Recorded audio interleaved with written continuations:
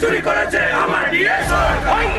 High court হেরে দিদি সুপ্রিমে গেল, হাইকোর্ট হেরে দিদি সুপ্রিমে গেল, সেটাই গিয়ে দিদি বলি কোথা চলে খেলো বলো। হরি বল হরি বল বল হরি বল, এসে গেল চটে গেল কালীঘাটের ঢোল।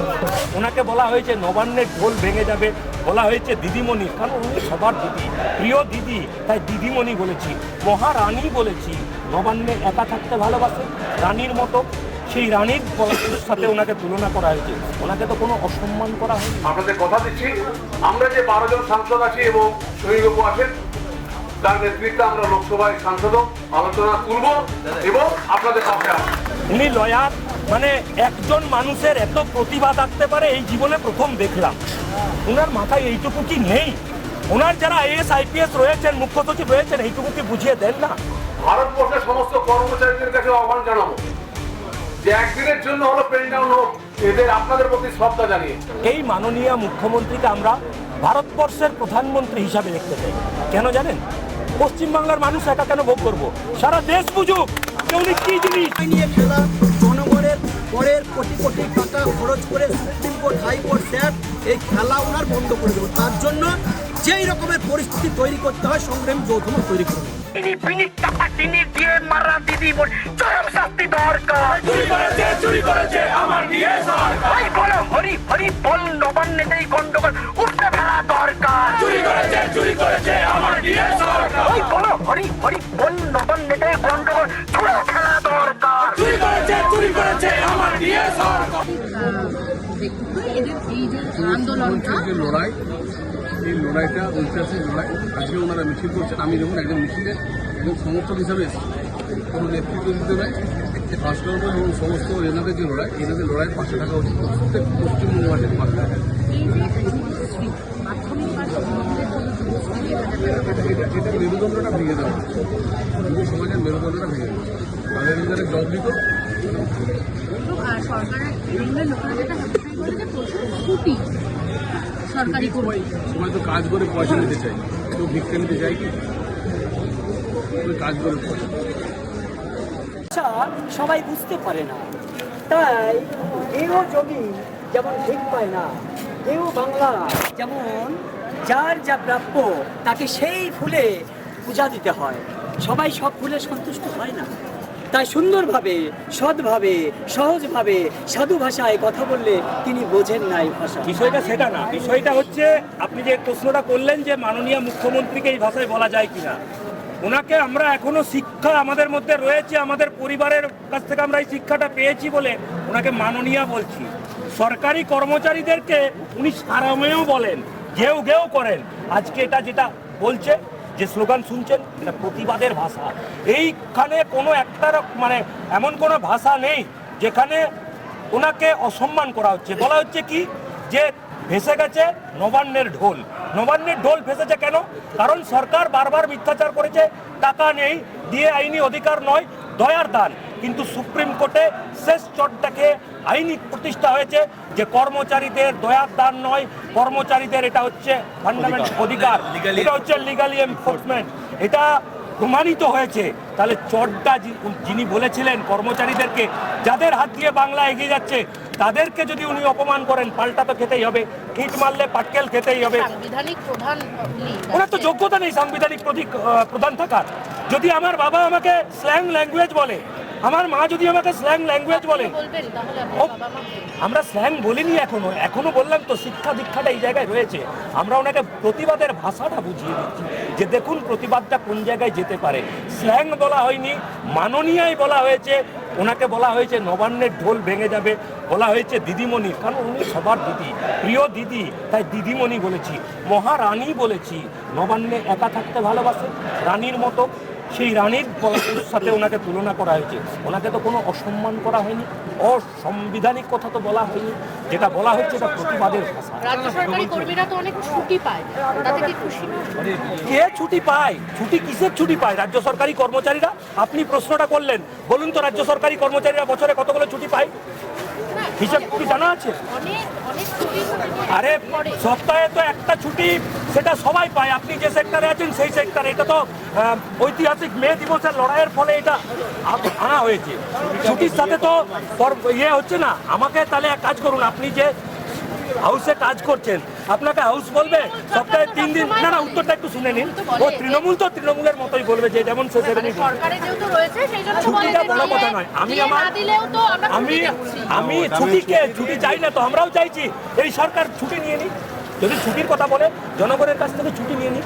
সরকারি কর্মচারীরা যে শ্রমটা দেয় সেই শ্রমের বিনিময়ে এআইসিপিআই অনুযায়ী, all India consumer price index অনুযায়ী কর্মচারীদের ওই মূল্যটা নির্ধারণ করা আছে। কর্মচারীদের যোগ্যতা অনুযায়ী এবং এআইসিপিআই নিয়ম অনুযায়ী এই বেতনটা দিচ্ছে। এর সাথে কোনো ছুটির সম্পর্ক নেই। আসলে এই সরকার প্রত্যেকটাকে গুলিয়ে দিতে চায়। তাই গুলিয়ে দিতে চাইছে যে কর্মচারীদের ছুটি অনেক দিন। আরে বিধানসভায় বসে থাকেন, কদিন বিধানসভা চালান, কত টাকা বেতন নেন আপনারা? লজ্জা করেন এইসব কথা নেতা মন্ত্রীদের বলার? বিধানসভায় বসে নিজেদের বেতন ঠিক করে লক্ষাধিক টাকায় 5 বছরের জন্য, 5 বছর পরে এই আঙ্গুঠাটা যদি পাল্টে যায়, আপনার পথটা পাল্টে যাবে। 60 বছর মাথা উঁচু করে চাকরি করব, রিটায়ারমেন্টের পরেও এই সরকার আমার ভরণ পোষণের দায়িত্ব নিতে বাধ্য। এটাই সরকারি কর্মচারীর সাথে একজন নেতা, মন্ত্রী, মুখ্যমন্ত্রী যাই বলুন না কেন পার্থক্য। দেখুন, বিষয়টা হচ্ছে উনি লয়ার, মানে একজন মানুষের এত প্রতিভা থাকতে পারে এই জীবনে প্রথম দেখলাম। ওনার মাথায় এইটুকু কি নেই? ওনার যারা আইএস আইপিএস রয়েছেন, মুখ্য সচিব রয়েছেন, এইটুকু কি বুঝিয়ে দেন না? দুটো পেনশন স্কিম চালু আছে, ওল্ড পেনশন স্কিম আর নিউ পেনশন স্কিম। বিভিন্ন আমাদের পশ্চিমবঙ্গ ওল্ড পেনশন স্কিমে রয়েছে, অনেক রাজ্য নিউয়ে গেছে, নিউ থেকে আবার ওল্ডে এসছে। উনি যেটা বলতে চাইছেন একদম সম্পূর্ণ ভ্রান্ত। প্রত্যেকটা রাজ্যেই এখনো পেনশন চালু আছে, কোথাও ওল্ড কোথাও নেই। উনি গুলিয়ে দিতে চাইছেন, আর কিছু না। উনি হচ্ছেন চরম মিথ্যাবাদী একটি মাননীয়া। এখনো মাননীয়াই বলবো, এই ডিএটা না পেলে কিন্তু মাননীয়ার থেকে অনেক কিছু যেতে পারে, কিন্তু একটি চরম মিথ্যাবাদী মুখ্যমন্ত্রী, যিনি নিজেকে প্রচার করেন আমি এই করি, আমি ওই করি, অনেক কিছুই করেন।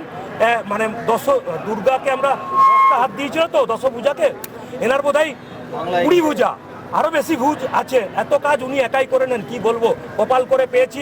একটাই আপনাদের চ্যানেলের মাধ্যমে বলবো যে এই মাননীয় মুখ্যমন্ত্রীকে আমরা ভারতবর্ষের প্রধানমন্ত্রী হিসাবে দেখতে চাই। কেন জানেন? পশ্চিমবাংলার মানুষ একা কেন ভোগ করবো? সারা দেশ বুঝুক যে উনি কি জিনিস, উনি কি জিনিস। আর একটা কথা, বিছুটি তো বিছুটি হয় না তুলসী পাতা, উনি সেটাই। যদি দিয়ে দেয়, কারণ যেহেতু সামনেই ভোট, লক্ষ্মীর ভান্ডার আমরা সরকারি কর্মচারী, সরকারের কাজ করি। কোন দল সরকারে থাকলে সেটা আমাদের কাছে বড় কথা নয়, কোন দল আসবে সেটাও বড় কথা নয়। সরকারি কর্মচারীরা সরকারকে পরিষেবা দিচ্ছে, তার বিনিময়ে এআইসিপিআই অনুযায়ী শ্রমটা চাইছে, শ্রমের পারিশ্রমিকটা চাইছে। সেটা যে সরকারি যখনই কর্মচারীদের সাথে এরকম আচরণ করবে তার বিরুদ্ধে আমরা পথে নামবো। সমাজের প্রতি দায়িত্ব রয়েছে, যুব সমাজ শিক্ষিতদের প্রতি দায়িত্ব রয়েছে, তাদের হয়ে আমরা পথে নামছি। শুধু আমাদের কথা নয়, আগামী প্রজন্মের কথা ভেবে আমরা করতে বেরিয়েছি। ঘেউ করা কমপ্লিট, এবার আমরা কামড় দেব, তাই আমরা বেরিয়েছি। আর এটাও বুঝেছি যে এই সরকারের কাছ থেকে ছিনিয়ে না নিলে পরে আমাদের কোনো কিছু জিনিস, আমাদের অধিকার আদায় হবে না। পশ্চিমবঙ্গের প্রতিটা বাসীকেই বলবো, যদি আপনারা চাকরি করে বেকার হয়ে বসে রয়েছেন, আপনারা যদি অত্যাচারিত হচ্ছেন, প্রতিবাদ করুন। প্রতিবাদ ছাড়া কোনো গতি নাই। আমরা প্রতিবাদ করি, এই জন্যই আজকে আমাদের এই মিছিল, যে আমাদের সুপ্রিম কোর্টে রায় দেওয়ার পরেও এই সরকারের যা মানসিকতা, মুখ্যমন্ত্রীর যা বক্তব্য, তাতে আমরা বুঝতে পেরেছি যে হয়তো উনি অত সহজে আমাদের পাওনাগণ্ডা মিটিয়ে দেবেন না। তাই আমরা আজকে রাস্তায় নেমেছি। আমাদের গণতান্ত্রিক অধিকার, আরো 4% তো ঘোষণা হলো ডিএ। হ্যাঁ, তো ওটা তো ওনার ইচ্ছার উপরে নয়, আমাদের পুরো চাই। আমাদের 40% চাই, সেখানে 4% কি হিসাবে? ওনাকে মুখ্যমন্ত্রী আমরা বানিয়েছি। যখন ওনার উপরে যে কোনো সরকারি কর্মচারীর উপরে লেখা থাকে যে পাবলিক সার্ভেন্ট, উনিও সার্ভেন্ট, উনি মালিক নয়। উনি ভুলে গেছেন যে উনি যে আচরণটা করছে উনি মালিকের আচরণ করছে, উনি মালিক নয়। এটা জমিদার প্রথা চলছে না, এটা গণতান্ত্রিক মাধ্যম দিয়ে ওনাকে ভোট করে উনি মুখ্যমন্ত্রী হয়ে রয়েছেন। পাবলিকের কি অসুবিধা সুবিধা হচ্ছে অধিকার রক্ষার জন্য, উনি অধিকার আমাদের নিয়ে নিচ্ছেন। তাই ওনার কাছ থেকে আমাদের এই অধিকারকে ছিনিয়ে নেওয়া। একাধিকবার আমাদের সরকারি কর্মচারীদের যে তরফ থেকে যে আমরা জিতেছি, স্যাট থেকে হাইকোর্ট থেকে মোট 6 বার, সুপ্রিম কোর্টে এটা নিয়ে 7 বার হলো। রাজ্য সরকার হেরেছে 7 বার, আমরা 6 বার জিতে, কিন্তু রায়টাকে কার্যকর করা হয়নি। কোনো রকমের ছলে বলে কৌশলে আবার বিভিন্ন রকম মানে পথ ধরে তারা আবার চেষ্টা করেছে আমাদেরকে ডিপ্রাইভ করবার আর কি। মানে আপনাদের এখন এটাই ভয় রয়েছে যে যেহেতু হ্যাঁ, আমরা কিন্তু দেবে না হয়তো রাজ্য সরকার, এই ভয়ে আবার পথে নামলেন কি? হ্যাঁ, সেটাও বলতে পারেন, তবে সুপ্রিম কোর্টের রায়ের পরে ওনাকে তাহলে তো ইন্টারন্যাশনাল কোর্টে যেতে হবে, আর আদারওয়াইজ ওনাকে চিফ সেক্রেটারি, ফিনান্স সেক্রেটারিকে জেলে যাওয়ার মতন পরিস্থিতি তৈরি হবে। তা দেখা যাক, আমরা লড়াইটা জারি রাখবো। খালি তো আমাদের ডিএর দাবি নয়, 6 লক্ষ পদ ভ্যাকেন্ট রয়েছে, সেটাকে ফুলফিল করা, কারণ আমাদের প্রত্যেকের ঘরে ছেলেমেয়েরা আছে, আর বর্তমানে এটা বৃদ্ধাশ্রম এবং সবাই বাংলার বাইরে বেরিয়ে যাচ্ছে।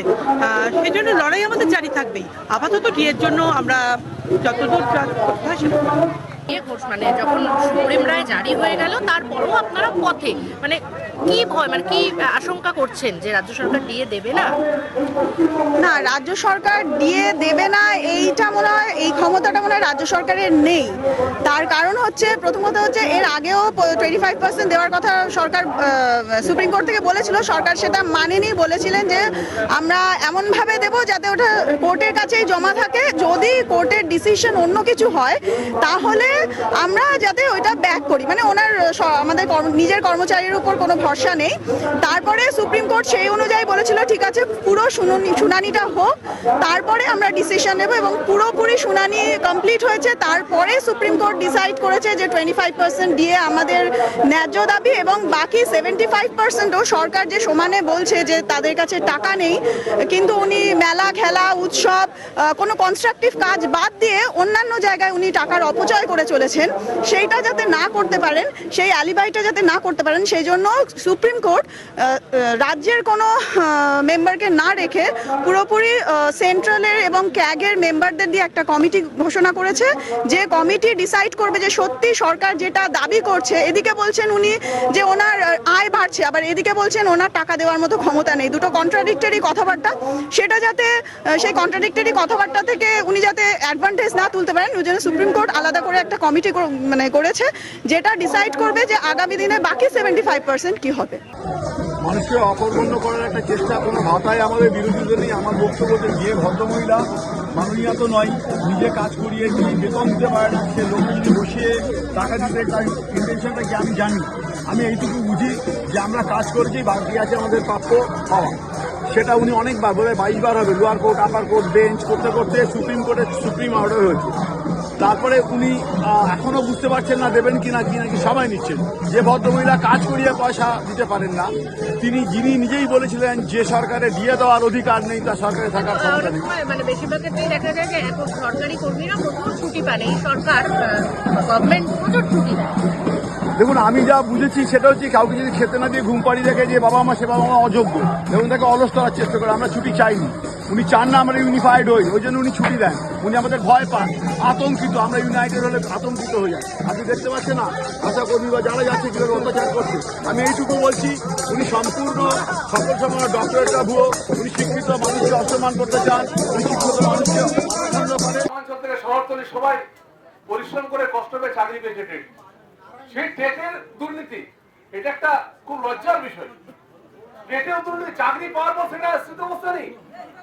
একটা কথা বলি মাননীয়া, এই টেট পরীক্ষার্থী এবং টেট যারা আজকে চাকরি করছেন, তাদের প্রতি এত অপমান কেন করছেন বারবার? কত টাকা দরকার আপনার? কত টাকা দরকার? কত রাজনীতি করবেন সরকারি কর্মচারীদের উপর এবং টেট পরীক্ষার্থীদের উপর? আমি শুধু বলবো, এবার তো অন্ততকে একটু দয়া করুন। আপনার যদিও দয়া নেই, কিন্তু নিশ্চিত হবে এই সংগ্রামী যৌথ মঞ্চ এবং টেট যারা আছেন, তারাই আপনাকে ধ্বংসের মুখে ঠেলে দেবে খুব শীঘ্রই। সেটা নিয়ে আমরাও এই সপ্তাহে বা আমাদের যে আগামী যে লোকসভা চলবে, বাজেট অধিবেশন চলবে, আপনাদের কথা দিচ্ছি, আমরা যে 12 জন সাংসদ আছি এবং সমীরবাবু আছেন, তার নেতৃত্বে আমরা লোকসভায় সাংসদ আলোচনা তুলব এবং আপনাদের পাশে আসবো। আপনাদের এই লড়াইয়ের জন্য আমার একটাই আবেদন থাকবে, আমি তো ভারতবর্ষের সমস্ত কর্মচারীদের কাছে আহ্বান জানাবো যে একদিনের জন্য হলো পেন ডাউন হোক, এদের আপনাদের প্রতি শ্রদ্ধা জানিয়ে আপনাদের যে লড়াই এবং আমি যে সমস্ত পুলিশ ভাইরা আছে তাদেরকে বলবো, দেখুন আইপিএস অফিসাররা একটা পয়সা ন্যায্য তারা কেন্দ্রীয় সরকার থেকে ছাড়েন না, সমস্ত ফেসিলিটি ওনারা নেন। আপনারা কেন এনাদের সঙ্গে থাকবেন? আপনাদের তো এরা সহযোগী, আপনাদের তো এটা সাথী। আপনি পুলিশ আছেন, এখানে এনারা সিভিল সরকারি অফিসার আছেন, এনাদের সাথ দিন এবং আপনারা এনাদের সাথ দিয়ে এনাদের সাথে রাস্তায় হাঁটুন। কারণ আপনাদের আইপিএস অফিসাররা কেউ কিন্তু কোনো সুবিধা ছাড়েন না। আমার সমস্ত পুলিশ কর্মচারীদের কাছে আমার করজোর করে অনুরোধ, এনাদের সাথ দিন, এদের সাথ দিন, এদেরকে লাঠি চালাবেন না, এদের সাথে রাস্তায় হাঁটুন। আরো ভালো ভালো খবর দেখতে সাবস্ক্রাইব করুন বাংলা হান্টের ইউটিউব চ্যানেল। বাংলা হান্টের আরো খবর দেখতে নজর রাখুন। বাংলা খবর মানেই বাংলা হান্ট।